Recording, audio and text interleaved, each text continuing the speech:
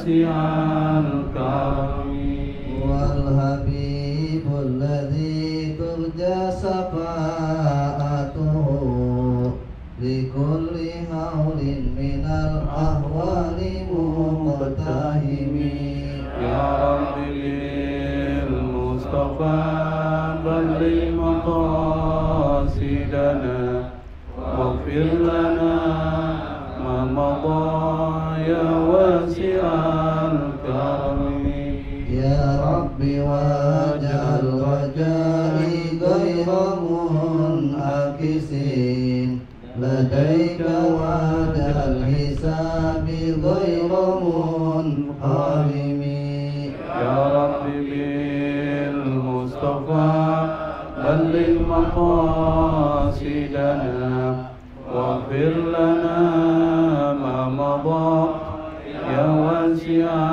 الكرم وامن على جمعنا الحاضر بمغفرة تمحو خطايانا في بدء ومختتم يا رب بالمصطفى بلغ مقاصدنا واغفر لنا ما مضى يا واسع الكرم وصل ربي على المختار ما طلعت شمس النهار ولهت أنجم الظلم يا رب بالمصطفى بلغ مقاصدنا واغفر لنا ما مضى يا واسع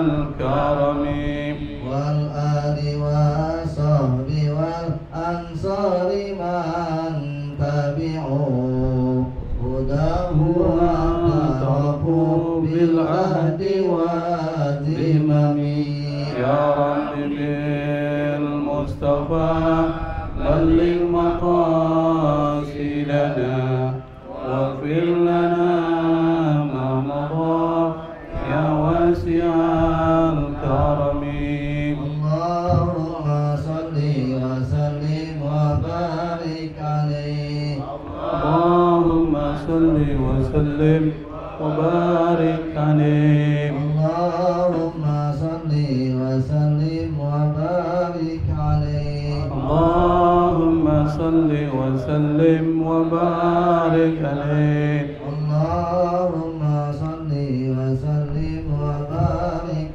عليه اللهم صل وسلم وبارك عليه الفاتحة إلى حضرة حبيبنا وشفيعنا وقرة أعيننا مولانا محمد صلى الله عليه وسلم وعلى آله وأصحابه وأزواجه وذرياته وأهل بيته أجمعين ثم إلى أرواح والدينا ولأبائنا لأمهاتنا لأجدادنا لجداتنا ولإخواننا لأخواتنا قرباتنا لمن له حق علينا ولجميع المؤمنين والمؤمنات والمسلمين والمسلمات الأحياء منهم والأموات وخصوصا إلى روح مؤلف هذا الكتاب القطب الرباني والعلم الصمداني سيدي الشيخ عبد الوهاب الشعراني بأن الله ينفعنا به وبعلومه في الدارين.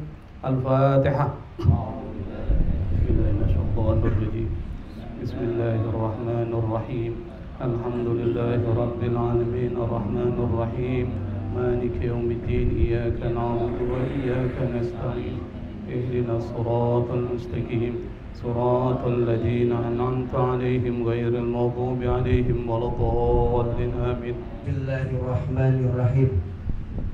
باب استحباب الإكثار من ذكر الموت وما جاء في الاستعداد له. روى النسائي وابن ماجه وغيرهما عن أبي هريرة رضي الله تعالى عنه قال قال رسول الله صلى الله عليه وسلم أكثروا من ذكر هادم اللذات يعني الموت كما جاء في رواية مرفوعة وروى مالك وابن ماجه أن رجلا من الأنصار قال يا رسول الله أي المؤمنين أفضل؟ قال أحسنهم خلقا. قال أي المؤمنين أكيس؟ قال أكثرهم للموت ذكرا وأحسنهم لما بعده استعدادا أولئك الأكياس.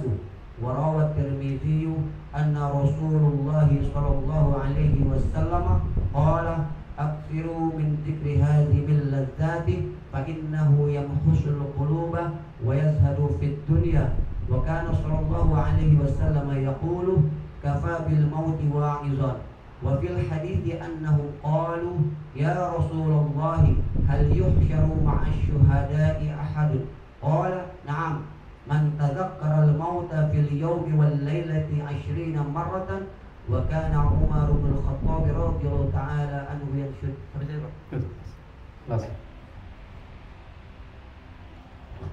بسم الله الرحمن الرحيم الحمد لله رب العالمين اللهم صل وسلم على سيدنا محمد الفاتح لما أغلق والخاتم لما سبق ناصر الحق بالحق والهادي إلى صراطك المستقيم وعلى آله وأصحابه حق قدره ومقداره العظيم ولا حول ولا قوة إلا بالله العلي العظيم سبحانك لا علم لنا إلا ما علمتنا إنك أنت العليم الحكيم رب اشرح لي صدري ويسر لي أمري واحلل عقدة من لساني يفقهوا قولي أما بعد. باب استحباب الإكثار من ذكر الموت وما جاء في الاستعداد له. Bab itu artinya pembahasan. Istihbab itu artinya anjuran. Jadi pembahasan tentang anjuran. Anjuran apa? Al-iktsari. Al-iktsar dari kata katsura, katsir, banyak. Al-iktsar berarti memperbanyak. Anjuran memperbanyak. Memperbanyak apa? Min dzikril maut. Dzikri itu menyebut atau mengingat. Jadi kata zakaro itu artinya bisa menyebut, bisa mengingat. Zikrullah, mengingat Allah dengan menyebut nama Allah. Al-maut, al-maut itu adalah kematian. Mata, maut. Maka kata mati itu diambil dari kata bahasa Arab. Dari kata mata yamutu mautan. Wa ma jaa fil istidadi lahu, dan tentang pembahasan mengenai al-istidad. Al-istidad itu mempersiapkan. Mempersiapkan apa? Lahu. La itu artinya bagi, hu itu larinya ke al-maut. Mempersiapkan untuk menyambut kematian. Jadi pembahasan yang ketiga dalam kitab Mukhtasar Tazkiratil Qurtubi ini adalah membahas tentang persoalan bagaimana kita memperbanyak mengingat mati dan bagaimana mempersiapkan menyambut kematian. Ini pembahasan penting. Kalau pembahasan yang lalu kita sudah membahas tentang ada dua model harapan kematian, ada yang dibolehkan, ada yang diharamkan. Nah, sekarang penulis kitab masih dalam muqaddimah pembahasan tentang persoalan al-maut, membahas tentang bagaimana kita diperintahkan oleh Nabi untuk memperbanyak mengingat mati dan mempersiapkan diri menyambut kematian. Ini penting. Kenapa penting? Karena banyak dari kita, masyarakat kita itu yang menganggap enteng dan sepele persoalan ini. Sehingga banyak dari kita lupa, lalu kemudian merasa kita tidak akan mati. Karena kita merasa tidak akan mati, maka hidupnya semaunya. Nanti akan dibahas di sini. Rawa an-Nasa'i, rawa itu artinya meriwayatkan. Rawa, menceritakan, itu rawa. Riwayat sama dengan hikayat. Siapa yang meriwayatkan an-Nasa'i? An-Nasa'i ini adalah salah satu imam hadis yang beliau ini termasuk penulis kitab Sunan An-Nasa'i. Jadi di dalam ilmu hadis itu ada 6 kitab hadis yang dipedomani masyarakat Ahlus Sunnah wal Jamaah.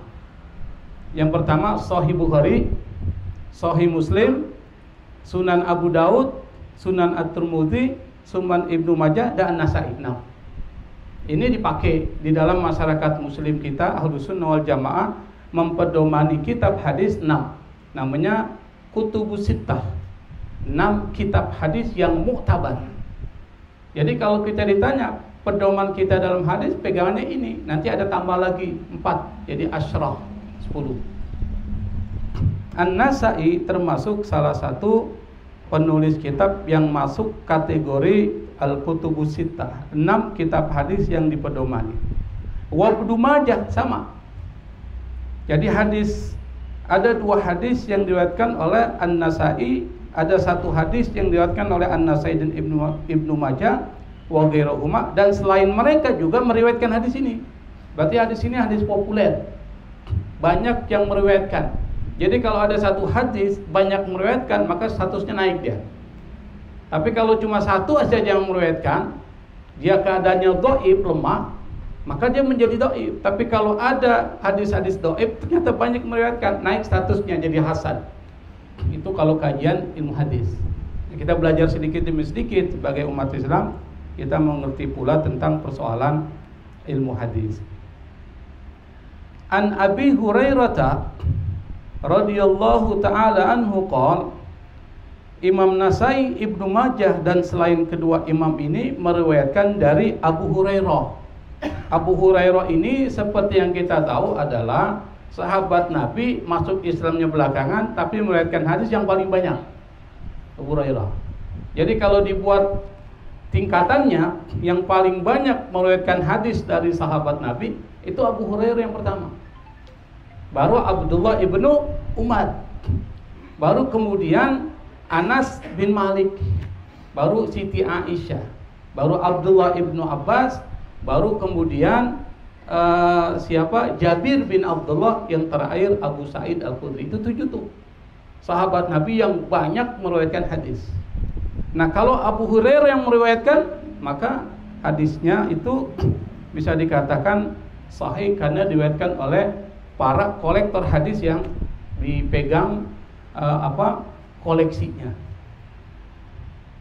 Abu Hurairah ini dia meriwayatkan hadis dari Nabi sampai lebih dari 5.000 hadis. Apa kata Abu Hurairah dalam hadisnya? Qala Rasulullah sallallahu alaihi wasallam, Rasulullah sallallahu alaihi wasallam bersabda, "Aktsiru min dzikri hadimil ladzat." Aktsiru, aksir dari aksara yuksiru, iksar, fi'il amrnya aksir, perbanyak. Karena ini antum ya, jadi aksiru, perbanyak. Perbanyak apa? Min dzikri, menyebut, mengingat, hadim, hadim itu yang memutuskan, qati', yang memutuskan, hadim apa? Yang memutuskan segala bentuk kenikmatan. Nabi mengatakan perbanyak mengingat yang memutuskan banyak kelezatan, kenikmatan. Nah kalau kita lihat apa sih yang disebut dengan kenikmatan di dunia ini, yang pertama harta. Harta itu adalah satu kenikmatan. Kalau kita punya banyak uang, kita bisa melakukan apapun yang kita mau. Banyak uang. Yang kedua apa? Anak, termasuk kenikmatan. Sesuatu yang menyenangkan mata kita, maka disebut dengan qurratul uyun, itu anak. Yang ketiga, perempuan. Itu kenikmatan. Makanya salah satu penulis kitab Fathul Izar yang ditulis oleh ulama Nusantara, ulama Indonesia, namanya Kiai Haji Abdullah Fauzi Pasuruan. Bukan Fauzi Jember ya. Ini Fauzi Jember nih. Ini Fauzi Pasuruan, dekat dengan Jember lah. Payai. Dia mengatakan kenikmatan yang paling hebat itu terikat pada 3 hal. Karena kitabnya nama Fathul Izar. Fathul Izar itu artinya sarung. Fathul itu membuka sarung. Itu artinya. Maka dia mengatakan kenikmatan yang paling hebat itu teringkas pada 3 hal. Ini terkait dengan persoalan perempuan. Yang pertama, mencium perempuan, menyentuh perempuan, dan menggauli perempuan. Itu kata siapa? Kiai Fauzi Pasuruan. Bukan Fauzi Jember. Hah? Lain lagi dia. Kitabnya lain. Artinya apa? kiai juga mengatakan perempuan itu adalah bagian dari kenikmatan. Dan itu disebutkan dalam Al-Quran. Zuyina linnasi hubbu syahawati minan nisa wal banin wal qanatiril muqantarah. Manusia itu dihiasi kecintaan kepada apa? Kendaraan. Makanya orang kadang-kadang kalau beli mobil, beli apa kan dia cari yang luar biasa itu. Rubicon, apalagi yang lebih mahal. RR apa? Rizal Ramli itu RR. Pokoknya yang mahal-mahal itu dia suka. Memang begitu. Kalau tanya, ente suka? Memang itu adalah sesuatu naluri. Di kedua, harta benda. Yang ketiga apa? Anak tuh, banin. Yang keempat adalah perempuan. Itu disebutkan. Nah, ingatlah kata Nabi, perbanyak mengingat sesuatu yang bisa memutuskan kenikmatan itu. Apa? Al-maut. Yakni al-maut. Kata maut pernah kita bahas.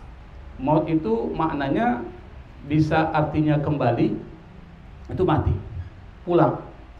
Makanya kalau ada orang meninggal, kita biasanya mengatakan inna lillahi wa inna ilaihi raji'un. Kita milik Allah dan pulang kepada Allah. Jadi mati itu pulang. Nah kalau pulang berarti sesuatu yang menyenangkan. Maka kalau ada orang meninggal, jangan ditangisi, diratapi. Karena dia pulang kepada Allah yang menciptakan. Nah, yang menjadi persoalan adalah apa? Kalau kematian kita pulang kita nggak bawa apa-apa, itu persoalan besar. Maka mumpung kita masih hidup, kita belajar kitab ini, nanti kita ingat, oh harus ada bekal yang harus kita cari untuk pulang kepada Allah.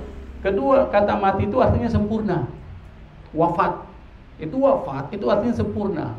Artinya apa? Orang yang sudah meninggal sudah selesai urusannya di dunia. Kita nggak boleh lagi mencela dia, nggak boleh lagi menceritakan keburukannya. Maka kalau ada orang muda meninggal, udahlah stop, keburukan nggak usah ceritain. Kecuali keburukan yang disebutkan Allah dalam Al-Quran. Fir'aun itu Allah yang sebutin. Tetapi kalau di antara kita, sejahat apapun orang itu, kalau dia sudah meninggal, tidak usah disebutin keburukannya. Yang perlu disebutkan apanya? Kebaikannya aja. Dulu dia masih hidup, suka bantu orang tuh. Gak usah disebutin suka minum, suka mabok, gak usah. Suka bantu orang. Karena yang begitu bisa membantu orang yang sudah meninggal. Pesan Nabi adalah perbanyak mengingat kematian. Kama jaa fi riwayatin marfu'atin, sebagaimana ada di dalam satu riwayat marfu'ah. Marfu'ah itu nanti ada namanya hadis marfu'. Hadis marfu' itu hadis yang dinisbatkan langsung kepada Rasul, itu marfu'ah.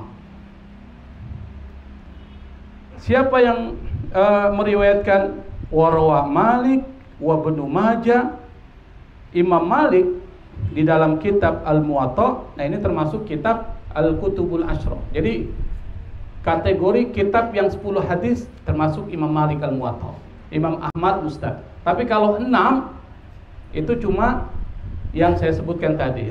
Tapi kemudian ditambah dengan Imam Malik, maka masuk kategori kutub atau kitab hadis yang berjumlah 10.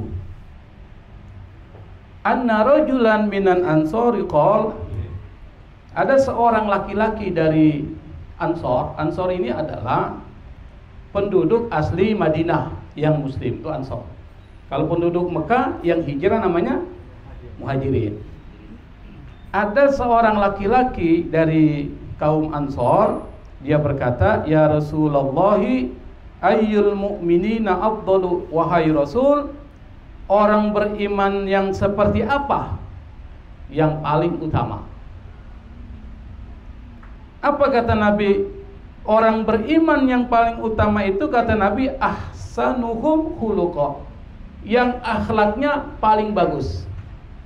Jadi ukuran standar orang beriman yang paling utama itu akhlaknya yang bagus. Itu pertama. Kedua, lalu ditanya lagi, qala ayyul mu'minina aksyas. Kemudian Nabi ditanya lagi, oleh seorang dari Ansor. Pertama dia tanya, orang beriman yang seperti apa yang paling utama? Ahsanuhum khuluqa, yang akhlaknya paling bagus itu Nabi. Yang kedua, ditanya lagi Nabi, ayyul mu'minina akyas, orang beriman yang seperti apa? Yang paling cerdas. Yang tadi yang paling baik utama, sekarang yang paling cerdas. Nah, konsep Islam menjelaskan orang mukmin yang paling cerdas, kata Nabi, adalah aktsaruhum lil mauti dzikran wa ahsanuhum lima ba'dahu istidadan ulaikal akyas. Kata Nabi, orang beriman yang paling cerdas itu adalah aktsaruhum lil mauti dzikran, yang paling banyak ingat mati. Oh, maka perlu dibahas. Bukan cuma ingat mati aja, apalagi wa aktsaruhum wa ahsanuhum lima ba'dahu istidadat, dan yang paling bagus persiapannya. Jadi orang beriman yang cerdas menurut perspektif kenabian adalah yang pertama yang banyak ingat mati, yang paling bagus mempersiapkan diri untuk menyambut kematian. Termasuk kajian kita hari ini itu termasuk bagian untuk menyambut kematian, persiapan. Apa maksudnya investasi? Ini kita sudah berapa menit berlalu. Nah, ini investasi akhirat kita, bagian untuk persiapan menyambut kematian. Ulaikal akyas, mereka itu kata Nabi al-akyas. Akyas itu jamak dari kayis. Kayis itu artinya orang cerdas. Jamaknya akyas. Warawa at-Tirmidzi. Nah, at-Tirmidzi ini termasuk salah satu imam hadis yang menulis kitab Sunan at-Tirmidzi dan masuk kutubus sittah. Tadi yang saya sebutkan. Imam at-Tirmidzi meriwayatkan anna Rasulullah sallallahu alaihi wa alihi wasallam qala, bahwa Rasulullah sallallahu alaihi wasallam bersabda, aksiru min dzikri hadimil ladzat. Sama dengan yang redaksi hadis pertama, perbanyak mengingat sesuatu yang memutuskan kenikmatan dunia. Kenapa kita disuruh banyak mengingat kematian? Fa innahu yumahhisul quluba wa yuzahidu fid dunya. Karena mengingat kematian itu, kata Nabi, bisa membuat hati itu terbenahi. Bisa membenahi hati, yumahhis. Bisa mengkoreksi hati. Kata mahasa yumahisu tamhis, itu mengkoreksi hati kita. Kalau banyak ingat mati, ini akan lebih baik.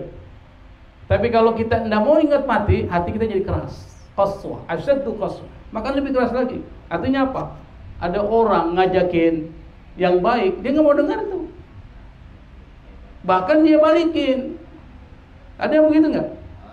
Ayo kita ini yuk, ente siapa yang ngajak-ngajakannya? Begitu katanya.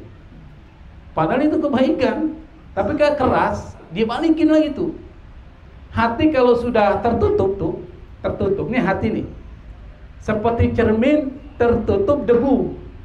Hati yang tertutup oleh debu, penyakit itu susah menerima cahaya dan memantulkan cahaya ke lain. Itu hati. Sama dengan cermin. Coba kalau cermin berdebu, kira-kira bisa nggak kita mengaca dengan cermin berdebu itu?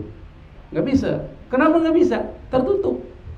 Tapi kalau cerminnya bersih, kita mengaca, bisa nggak? Kenapa bisa? Karena dijawab dengan ilmu fisika. Cermin yang bersih ditambah dengan cahaya, itu bisa menerima cahaya dan memantulkan cahaya kepada yang lain. Tapi kalau gelap, nggak bisa kita lihat. Hati yang bersih itu bisa menerima kebaikan dan memantulkan kebaikan kepada yang lain. Hati bersih misalnya, tidak ada penyakit sombong, tidak ada penyakit iri hati dengki. Kalau ada iri hati, setengah mati kita. Tapi kalau dia bersih, ada orang, yuk kita ngaji, ayo, langsung aja dia ngaji. Kenapa? Mampu menerima kebaikan dan memantulkan kebaikan kepada orang lain. Itu hatinya bersih. Maka ukurannya itu aja, kita bisa lihat orang setengah mati ini. Oleh karena itu, maka salah satu yang bisa mengkoreksi dan membenahi hati kita, ingat mati. Kalau orang ingat mati, oh besok saya mau mati, kira-kira sembahyangnya rajin gitu? Oh rajin itu. Orang ngajakin apa aja, nggak mau saya, mau sholat saya. tahajud belum waktunya udah sholat ya, karena saking takut matinya. Nah, Nabi benar, kalau kita ingat mati, yumahisul qulub, itu bisa membenahi hati. Itu yang pertama. Yang kedua, yuzahidu fid dunya, bisa membuat kita zuhud terhadap dunia. Ingat, zuhud itu bukan miskin, bukan. Zuhud itu hati kita nggak terikat oleh dunia. Kita boleh kaya, tapi jangan sampai kekayaan itu membuat kita lupa kepada Allah. Itu maksudnya zuhud. Bahkan kita diperintahkan untuk jadi orang kaya. Kenapa diperintahkan jadi orang kaya? Supaya kita bisa bersedekah, berzakat, membantu orang lain. Ada seorang alim besar, namanya Ibnu Arabi. Ibnu Arabi seorang ulama besar, seorang sufi terkenal. Bahkan sampai saat ini namanya Muhyiddin Ibnu Arabi. Ada Ibnul Arabi, ada Ibnu Arabi. Kalau Ibnul Arabi ahli fikih, ahli tafsir. Tapi kalau Ibnu Arabi ahli tasawuf. Jadi beliau ini satu ketika punya murid. Muridnya ini berada di negeri yang lain. Satu ketika sang murid ini tidak jadi pergi haji di tahun berikutnya. Padahal di tahun berikutnya dia harus bertemu dengan seorang, yaitu gurunya. Jadi ada santrinya datang kepada gurunya, bilang, Pak Kiai, saya ini mau pergi haji. Oh iya, kalau begitu saya pesan, nanti kalau kau pergi haji, tolong ketemu dengan guru saya. Beritahukan kalau saya tidak bisa melaksanakan haji karena ada tugas penting di tanah air. Dulu kan belum ada handphone kan? Kalau sekarang kan tinggal bisa WA. Saya tidak bisa hadir. Pergilah sang santri ini untuk menemui salah seorang guru dari gurunya. Sampai di tempat tersebut, lalu kemudian dia bertanya. Gurunya sang murid ini seorang sufi besar, seorang yang sangat zuhud.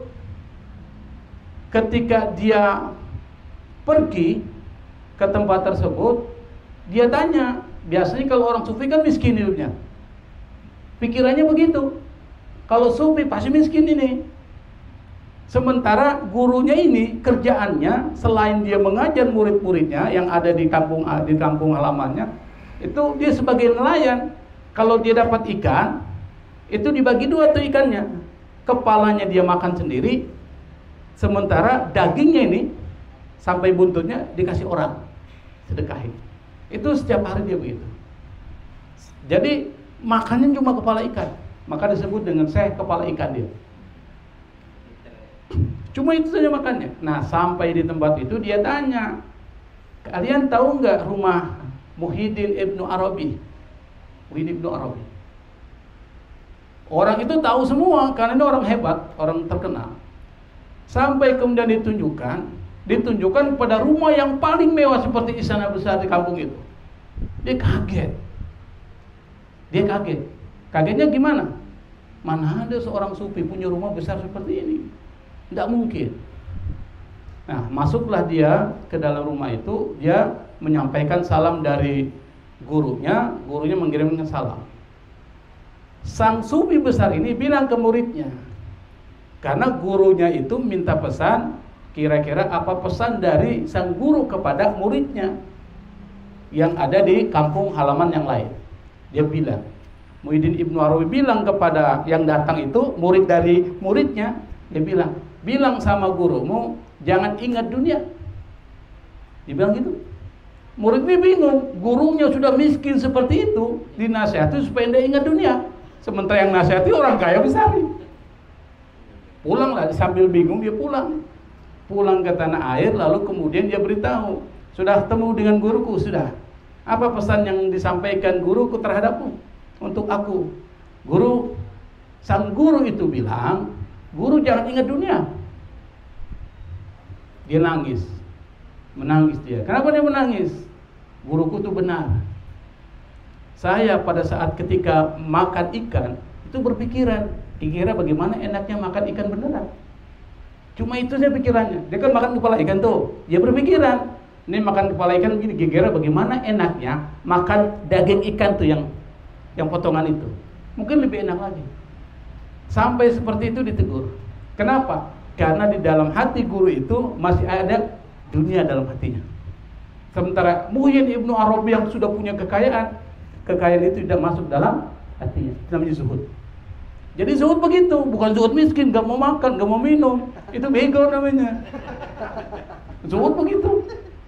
Zuhud itu Anda boleh kaya, tapi jangan sampai kekayaan itu masuk ke dalam hati Anda, lalu Anda menjadi jauh dari Allah. Maka kita harus kaya. Kenapa? Disuruh supaya kita bisa banyak berinfak, bersedekah, membantu orang lain. Itu lebih bermanfaat.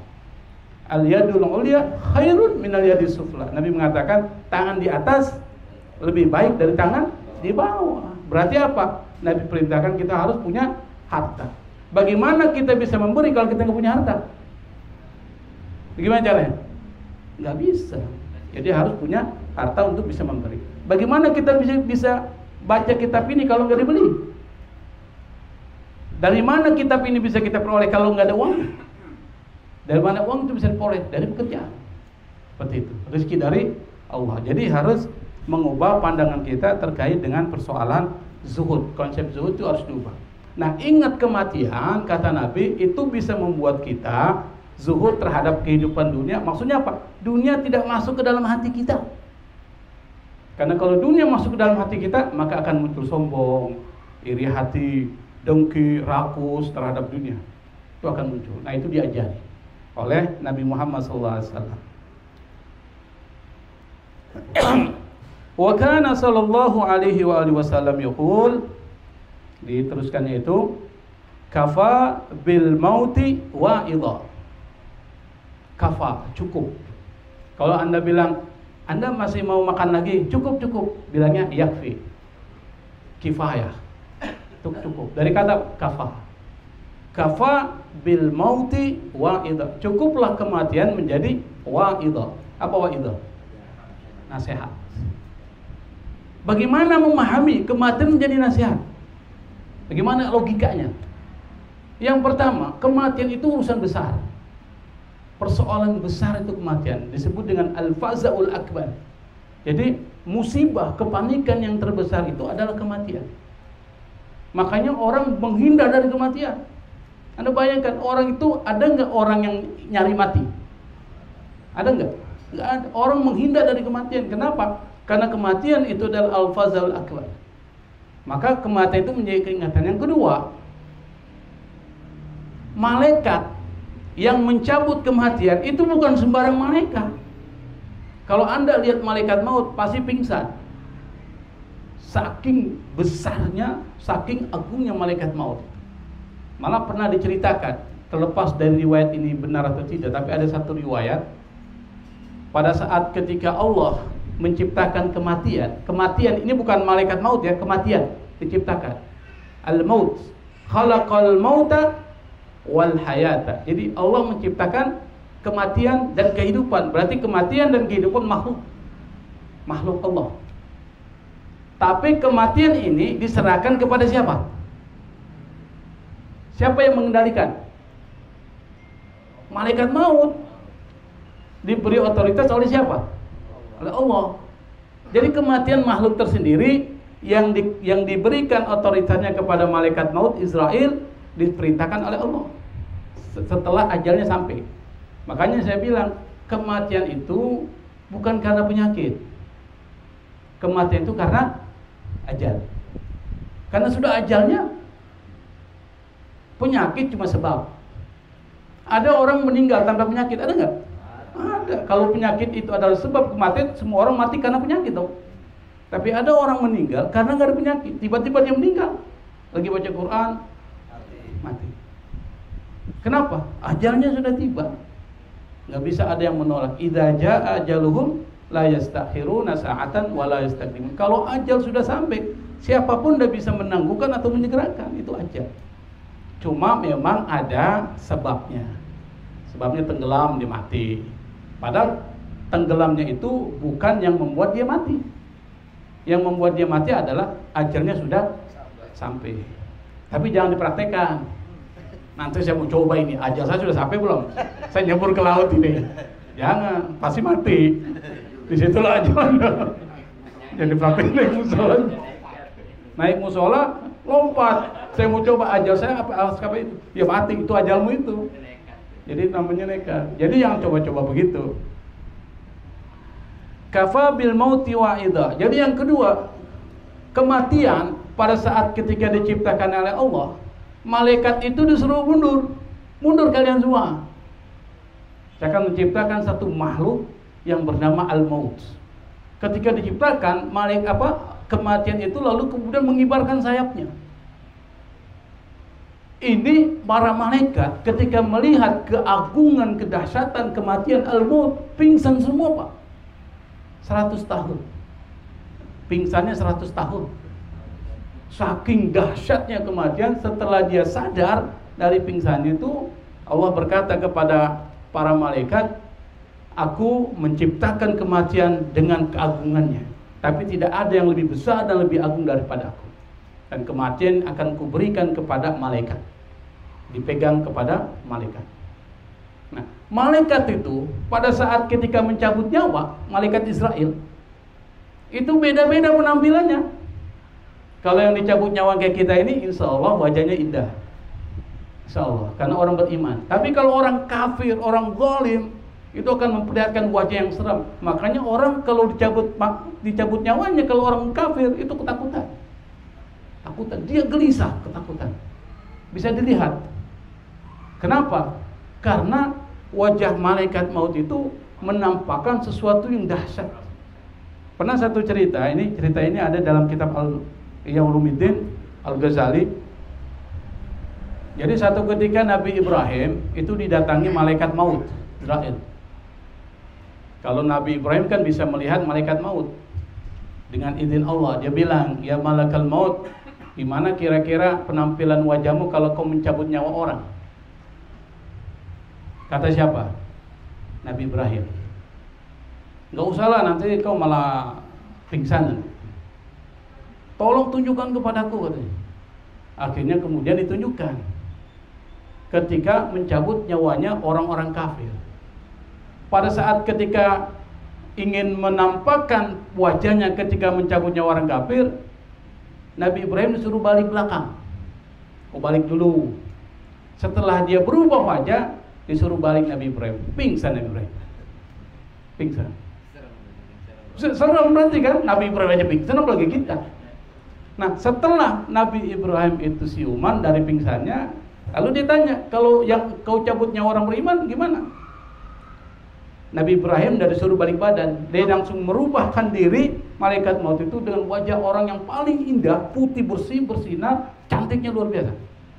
Apa kata Nabi Ibrahim? Kalau seandainya balasan buat orang beriman melihat kau sudah cukup udah. Artinya kalau surganya cuma melihat dia aja udah cukup. Saking indahnya itu. Artinya apa? Kalau malaikat maut mencabut nyawa orang-orang beriman, apalagi orang-orang soleh, itu akan menampakkan wajah yang indah. Tapi ingat, sakaratul maut, meskipun orang beriman yang menghadapinya, tetap sakitnya luar biasa. Sakaratul maut. Apa kata Nabi? Seperti pedang yang dimasukkan ke dalam daging, lalu ditarik, dimasukkan, dimasuk gitu. Kira-kira rasanya gimana? Sakit. Seperti itu. Makanya orang kalau sudah mau sakaratul maut disuruh berdoa. Disuruh banyak kita berdoa kepada Allah. Husnuzon kepada Allah, berbaik sangka. Karena di situ saat penderitaan kita akan dimulai. Kalau seandainya kita kemudian tergoda oleh iblis, di situ kan terjadi tarik menarik itu.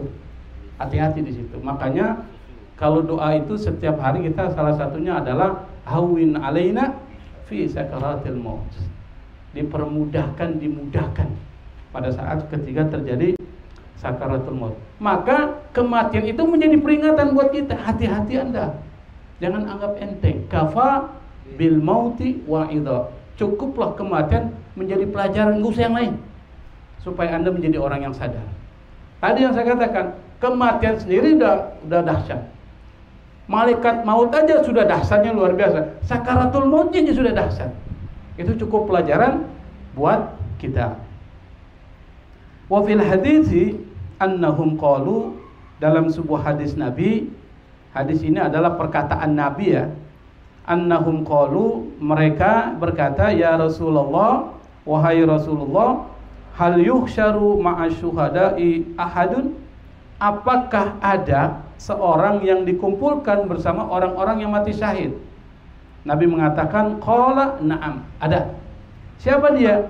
Man tadzakkaral mauta fil yaumi wal lailati 20 marratan.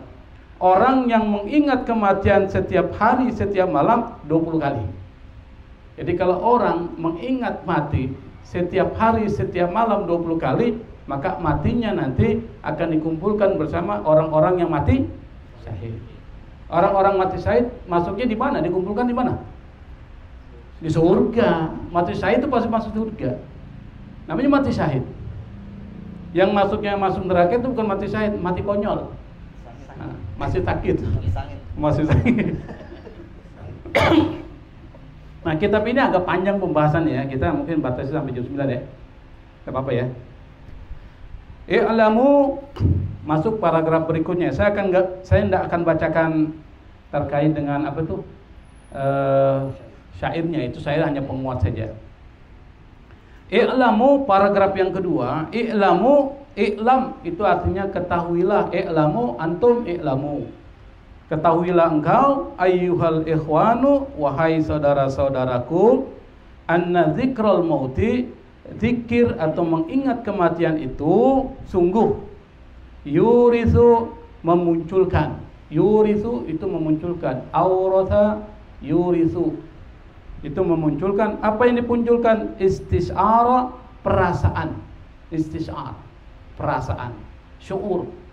Perasaan apa? Al-inzi'aji, perasaan tidak nyaman, panik, itu inzi'aj. Merasa panik, tidak nyaman, gelisah, itu namanya inzi'aj. Wa talabal khuruji min hadhihi daril faniyati, dan permohonan keluar dari apa? Ad-daril faniyah. Ad-daril faniyah itu artinya rumah yang bersifat sementara, dar. Dar itu artinya rumah, jamaknya bisa dur, bisa diyar. Makanya ada tuh diyar kuburul muslimin ya. Diyar itu rumah. Rumah jamak dari kata darun. Maka ada Darussalam, Darul Rahman, Darul Qalam. Itu dar, rumah. Ad-darul faniyah itu rumah yang fana, yang hancur. Jadi mengingat mati, yang pertama kata penulis kitab ini, itu bisa memunculkan perasaan merasa tidak nyaman, panik. Yang kedua, keinginan untuk keluar dari dunia yang sangat fana ini. Wa tawajjuh. Tawajjuh itu artinya perhatian. Tawajjuh. Perhatian kemana? Fi kulli lahzatin ila daril baqiyah. Setiap saat kepada negeri yang kekal, al-baqiyah. Negeri yang kekal ya akhirat. Jadi kata penulis kitab ini, mengingat mati itu bisa membuat kita muncul perasaan panik, perasaan tidak nyaman, dan perhatian kepada akhirat lebih besar kalau ingat mati. Makanya perlu dipelajari kitab-kitab seperti ini supaya hidup kita terarah. Oh iya, saya jangan mencuri nih. Nanti kalau saya mati saya akan mencuri. Akhirnya tidak jadi mencuri. Ingat mati aja. Wah, ini tiba-tiba misalnya lagi mau ngapain kan? Oh, kalau saya mati saat begini. Nah, itu membuat orang menjadi lebih terarah. Ini menjadi penting.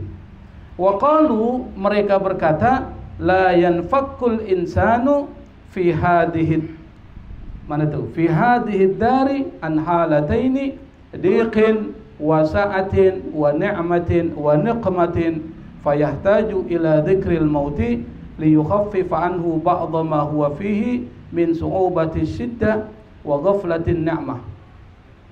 Mereka berkata la yanfakku, tidak akan terlepas. La yanfak itu tidak terlepas. Siapa yang tidak terlepas? Manusia. Manusia tidak akan lepas fi hadhihi dar, di dunia ini tidak terlepas dari apa? Dari dua keadaan, dua kondisi. Kondisi apa? Kalau dia nggak sempit, luas. Kalau dia nggak dapat nikmat, dapat nikmah. Jadi nikmah itu berbeda itu. Nikmah itu kenikmatan, nikmah itu bencana. Padahal beda cuma ain dengan qaf. Nikmah, nikmah. Itu beda artinya. Nikmat itu anugerah, kenikmatan. Nikmah, bencana. Hidup kita cuma dua saja, Pak. Kalau enggak senang, susah. Kalau enggak diberikan nikmat, dapat musibah. Betul ya? Sekarang lagi senang nih. Pulang nanti diomelin istri, musibah. Tuh. Kalau pulang diomelin terus. Musibah itu. Tidur senang, bangun diomelin lagi, musibah. Jadi ini cuma dua aja. Kalau nggak sempit, luas. Kalau nggak dapat nikmat, dapat musibah. Orang beriman menghadapi ini nggak ada masalah.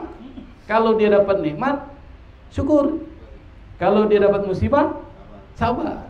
Orang beriman hebat. Nah, banyak orang yang karena tidak sabar bunuh diri. Banyak orang dapat nikmat karena nggak syukur, dia terjerembab ke dalam kebinasaan juga. Jadi jangan anggap harta yang banyak itu bisa menjadi kenikmatan, bisa jadi musibah besar kalau kita tidak bisa menggunakannya dengan baik. Hidup manusia itu seperti itu. Fayahtaju, maka kata penulis kitab, yahtaju ila dzikril mauti, butuh kepada mengingat kematian supaya apa? Liyukhaffifa anhu, untuk meringankan. Meringankan apa? Ma huwa fihi min su'ubati siddah.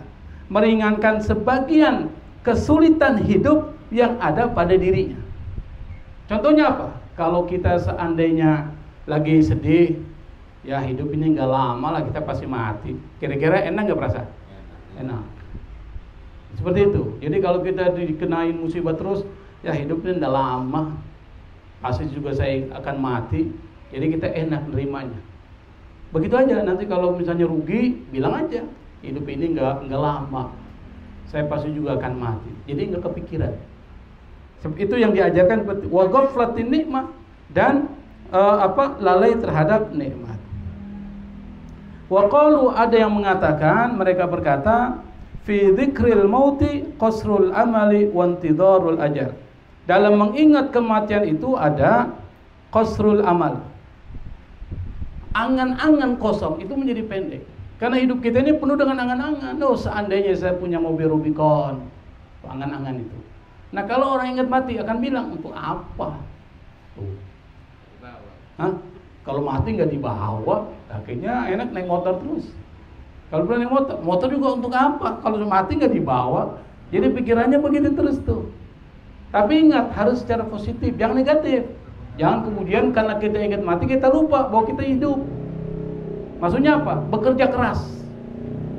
Jadi ada satu bahasa mengatakan, i'mal lidunyaka ka'annaka ta'ishu abadan. Jadi kerjakan duniamu seakan-akan kau hidup selamanya. Wa'mal li akhiratika ka'annaka tamutu ghadan. Dan kerjakan urusan akhiratmu seakan-akan kau mati besok. Itu Islam mengajarkan. Jadi kalau kerjanya sungguh-sungguh, jangan santai. Benar-benar saya akan hidup 1000 tahun lamanya. Kerja. Karena kerja itu ibadah. Tapi pada saat ketika kita sholat, kita merasa saya akan mati besok nih. Sholatnya harus yang paling bagus ini. Jadi seperti itu. Itu prinsip yang diajarkan di dalam agama Islam. Nah, di dalam kematian itu ada pemutusan terhadap angan-angan kosong. Ingat, angan-angan kosong. Sesuatu yang nggak penting yang kita angan-angankan. Wantidharul ajal, dan kita selalu siap untuk menunggu ajal kematian kita. Siap. Jadi kapanpun kita siap. Kira-kira kalau orang menunggu haji, datang haji, kira-kira sudah siap nggak uangnya kalau dia dipanggil? Sudah siap. Anda dipanggil untuk melunasi, sudah ada uangnya. Dia sudah persiapkan, namanya uhbah. Itu orang yang sudah mempersiapkan dirinya, itu disebut adalah orang yang sudah siap menghadapi itu. Termasuk orang yang siap menghadapi mati, dia sudah siapkan bekalnya. Sudah ada. Apa bekalnya? Ya bekalnya itu tadi, banyak kebaikan-kebaikan yang dia lakukan. Wa qalu, mereka berkata, laisa lil mauti nafsun ma'lum wala maradun ma'lum wala zamanun ma'lum walihada ista'adda lahul aqyasu wa saru ala uhbah. Itu tadi. Mereka berkata kematian itu tidak punya nafs. Nafs itu jiwa tertentu. Ada yang mengatakan keinginan, nafas. Ada yang mengatakan itu keinginan. Tidak punya keinginan tertentu. Tidak ada hubungannya dengan penyakit tertentu. Yang saya katakan tadi, orang mati itu tidak ada hubungan dengan penyakit.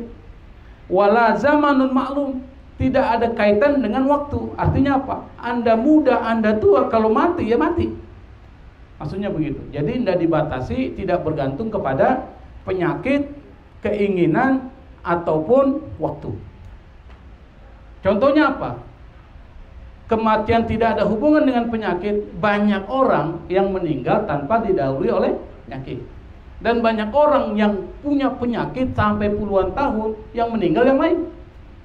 Nah, kasusnya Bang Haji Pauji itu waktu kita ke Lenteng Agung kan, istrinya sakit berapa lama Bang Haji? 24 tahun. Yang meninggal suaminya, istrinya belum. Berarti apa? Kematian, penyakit tidak berhubungan dengan kematian. Makanya di sini disebutkan tidak ada hubungan antara soal kematian dengan penyakit. Bisa jadi orang yang tidak sakit dia mati, bisa jadi orang yang sakit baru sakit dia mati. Jadi tidak ada hubungan. Termasuk tidak ada hubungan orang mati dengan umur. Bisa jadi orang yang umur 10 tahun dia meninggal. Bisa jadi ada yang umur 100 tahun belum meninggal. Ada. Artinya nggak ada hubungan. Tetapi memang standar umumnya kalau udah umur 60 tahun ke atas atau 50 tahun ke atas tuh itu dianggap syekh. Jadi umur yang dianggap syekh itu artinya orang tua ya. Orang tua itu namanya syekh. Syekh itu ada dua pengertiannya. Ada alim, orang yang berilmu, meskipun umur 12 tahun dia berilmu, dianggap syekh. Ada syekh itu adalah orang yang sudah tua. Orang yang sudah tua itu dalam bahasa Arab syekh ma baina al-khamsin wa thamanin, antara umur 50 sampai 80 itu dianggap syekh. Saya termasuk dianggap syekh. Orang tua, Bang Haji Pauji, Haji Abun tua nih. Syekh. Sudah tua itu di atas 50.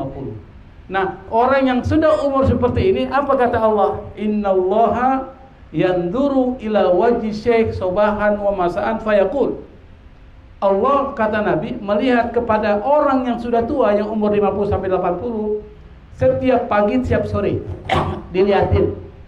Lalu Allah berkata, ya abdi, wahai hambaku, qad kabura sinnuk, umurmu sudah bertambah, sudah tua maksudnya.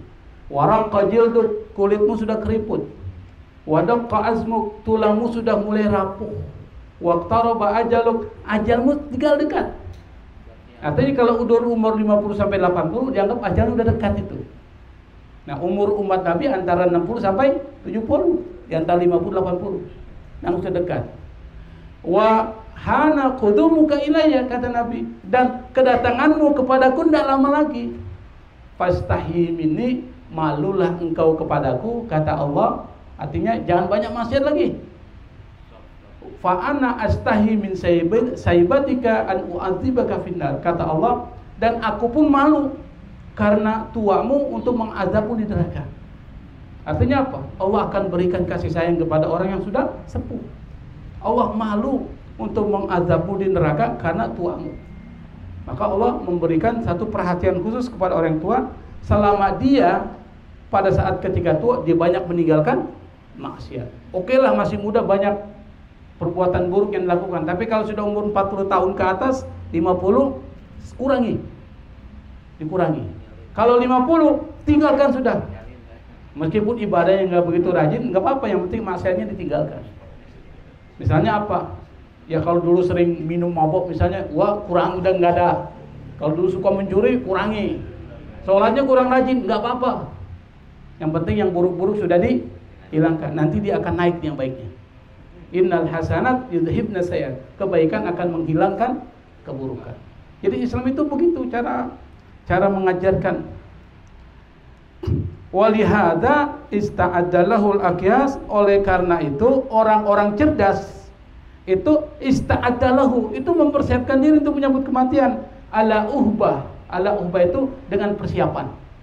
Jadi orang cerdas sudah mempersiapkan dirinya. Kapan kematian datang, saya sudah siap. Kapanpun saya siap. Itu orang cerdas. Wabalagona, ada satu riwayat, anna rajulan kana, ada seorang laki-laki kana yunadi, dulunya yunadi sering menyeru tulalail, setiap malam ala suril Madinah, dia berada di atas pagar kota Madinah, gerbang kota Madinah atau gerbang kota. Dia berkata apa? Ar-rahil, ar-rahil. Ayo siap kita berangkat, ayo siap kita berangkat. Ar-rahil, ar-rahil katanya. Falamma tawafa atau falamma tufiya, ketika dia meninggal, faqida amirul Madinah sautahu. Gubernur Madinah itu tidak lagi mendengar suaranya, faqida, kehilangan. Fasa'ala anhu, lalu dia bertanya tentang orang yang sering setiap malam mengatakan kepada masyarakat, ayo kita berangkat, ayo kita berangkat. Faqalu lahu qad mata. Mereka berkata, orang itu sudah meninggal dunia. Maksudnya apa dia sering teriak itu? Dia ingatkan kita, ayo siap-siap berangkat, siap-siap berangkat. Maksudnya apa? Persiapkan dirimu untuk menyambut kematian. Saya pikir sampai sini ya. Karena ini pembahasannya panjang nih. Insya Allah nanti kita akan teruskan pembahasan tentang al-iktsar min dzikril maut, insya Allah pada kesempatan yang lain. Wallahul musta'an, wallahul muwaffiq ila aqwamit thoriq. Wassalamualaikum warahmatullahi wabarakatuh.